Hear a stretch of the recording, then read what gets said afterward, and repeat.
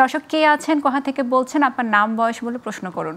Southee Akter, আমার বয়স 23 বছর, আমার বিয়ে হয়েছে 4 বছর হয়েছে। এর ভিতরে আমার 3টা বাচ্চা পর পর নষ্ট হয়ে গেছে, সবগুলোই হার্টবিট আসে না। আল্লাহ আপনার 1 বছর আগে আমার বাচ্চা পঞ্চম হয়েছিল, এটা আগে যে দুটো নষ্ট হয়ে গেছে এই দুটোরই হার্টবিট আসছিল না, তারপরে নষ্ট হয়ে গেছে। আর পরেরটার হার্টবিট আসছিল, সব ভালো ছিল, কিন্তু 7 মাসের সময় যে আপনার এটা বাচ্চার বিভিন্ন ত্রুটি হয়ে বাচ্চা একাই পেটের ভিতর মারা গেছে।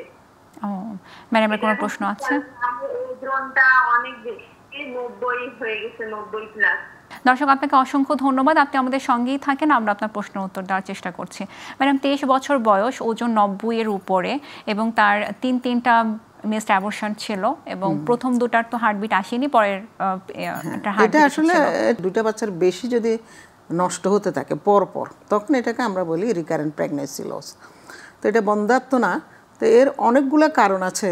সাধারণত 7-8 সপ্তাহ পরে থেকে হার্ট সাউন্ড পাওয়া যায়, বাচ্চার আলট্রাসাউন্ড করলে হার্টের অ্যাক্টিভিটিস পাওয়া যায়। তো সেটা যদি আসলে না আসে, বারবার যদি এরকম হয়, তাহলে আমরা আসলে জেনেটিক কারণেই ধরে থাকি।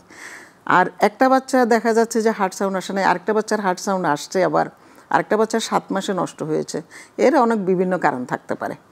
তো যেটা বলা তো এটা বলা হচ্ছে যে এইসব বিষয়ে আমাদের কাছে আসলে আমরা অনেকগুলা তাদেরকে আসলে দেখি, হিস্ট্রিটা নিই, ডিটেল হিস্ট্রি। একটা বাচ্চার কথা উনি বলেছেন যে পেশেন্ট বলেছে যে এই বাচ্চার ত্রুটি ছিল, মানে হয়তো অ্যাবনর্মালিটি কিছু, অস্বাভাবিকতা ছিল, পেটেই মারা গিয়েছিল। তো সেই অস্বাভাবিক মারা গেছে।